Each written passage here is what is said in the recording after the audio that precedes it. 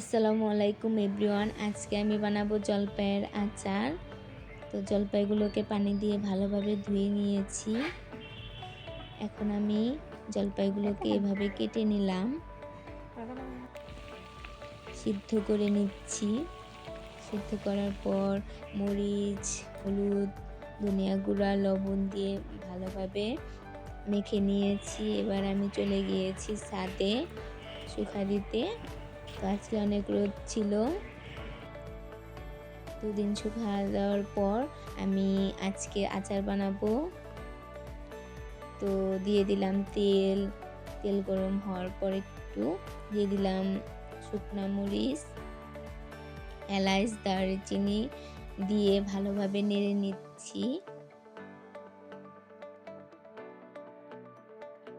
তারপর দিয়ে দিলাম পাঁচফোড়ন।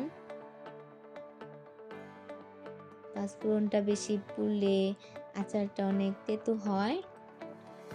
তো আমি বেশি না পুড়ে দিয়ে দিলাম জলপাই রোদে শুকানো। আমি জলপাইটা 2 দিন রোদে শুকিয়েছি।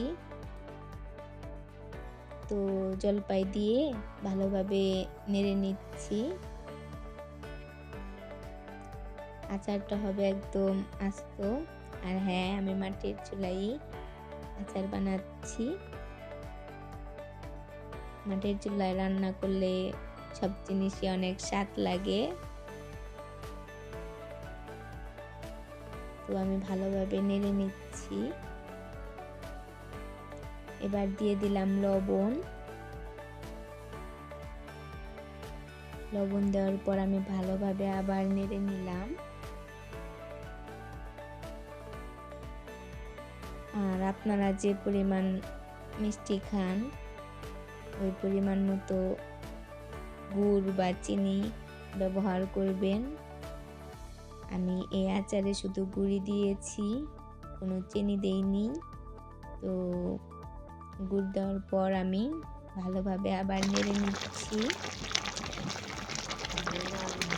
সুন্দর করে একটা জাল দিলাম।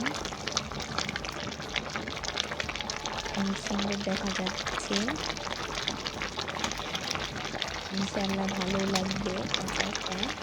আর এই আচার আমি তো অনেক প্রথমে বানাই, কখনো আচার বানাই না। এই তো দিয়ে দিলাম পাঁচফোড়ন, গুঁড়ো করে নিয়েছিলাম আমি আগেই। তো আবার ভালোভাবে নেড়ে নিচ্ছি।